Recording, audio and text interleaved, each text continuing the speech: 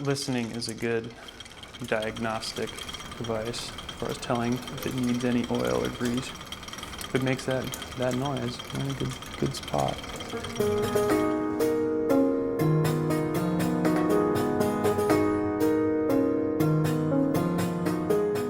Imagine trying to make a spinning wheel.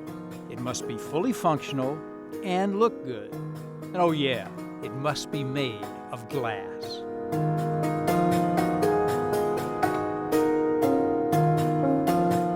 I love looking at the history of technology and how, as human beings, we've tried to describe our world by the instruments that we make. As far as Andy Paiko knows, his spinning wheel is the only one in the world. And after nearly 14 years working with glass, it's clear that this artist has learned to push the medium beyond what's expected. John Reynolds, gallery director at the Museum of Contemporary Craft, explains. Technically, he's explored all different ways of working, so he isn't just staying with blowing or flame working. He's casting, he's carving, he's flame working, all of the above, assembling, mixing it with other materials. But like many glass artists, Andy started by making traditional vessels. He might have continued down this path if it wasn't for a well-timed challenge from a college professor. My art teacher made me go through all the basic requirements that the rest of the beginning students had to do, even though I had blown glass for several years beforehand. And when it came time for the critique, I laid out a table full of all my bowls and vases and cups. He sat down and looked at me and said, "Why would you want to make these vases and these bowls and these cups? What are you going to add to the world by making another vase or a cup?" The experience made Andy consider his art in a different light. As an artist, you have to ask yourself, what are you contributing? What am I going to make that is different? I'm really interested in things like timekeeping.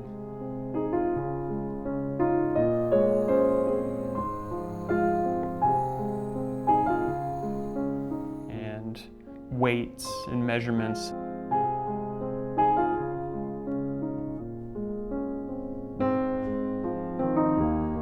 And even taxonomy.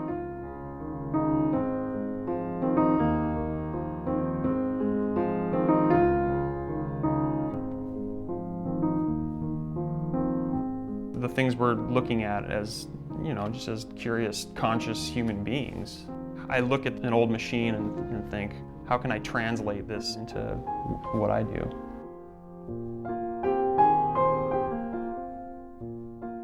What Andy does is use his art to explore science. His seismograph is a great example.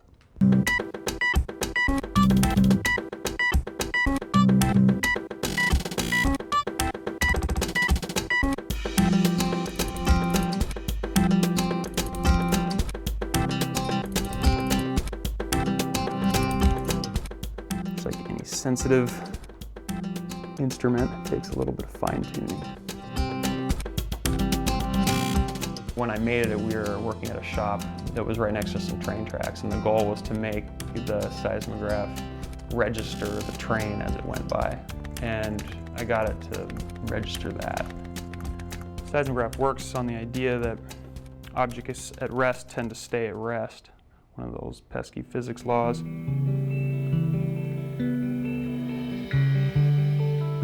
And like any good scientist, Andy spends a lot of time researching how things work.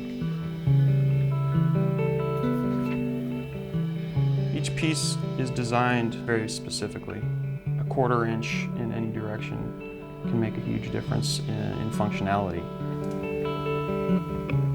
It was at least 10 years before I felt like I could draw something on a piece of paper and sit down in the hot shop and actually make the thing that looked like that. But turning molten glass into mechanical parts isn't easy. And when it came to the spinning wheel, Andy learned that sometimes you do have to reinvent the wheel. This is a mold I made for the hub of the spinning wheel. You can see inside that we've machined these pipe fittings so that this hub, which is what I use to make the central part of the driving wheel of the spinning wheel, it came out of here. I'm going to get a hot water glass with a bubble in it. I'm going to let it droop down into that mold, and I'm going to inflate the glass bubble against the walls of the mold, and it's going to make that form. Making a glass hub is hard enough, but it's just one piece of nearly 100 needed to make the spinning wheel run. And his attention to detail is exactly why Andy makes the art that he does.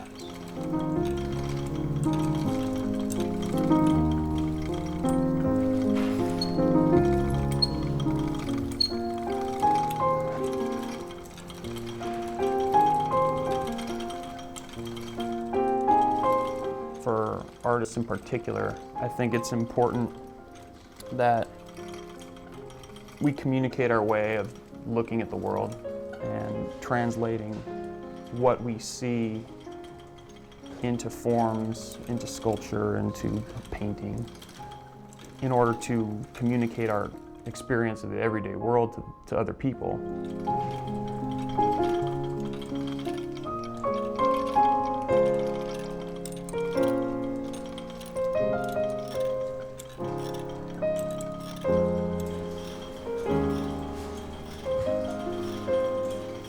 Kind of end up, in the end, coming up with your own personal natural history.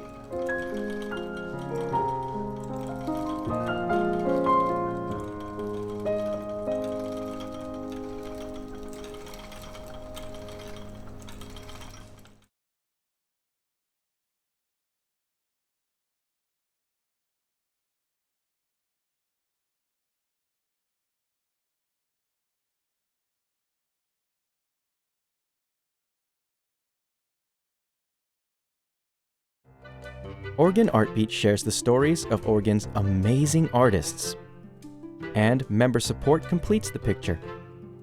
Join us as a sustaining member at opb.org/video.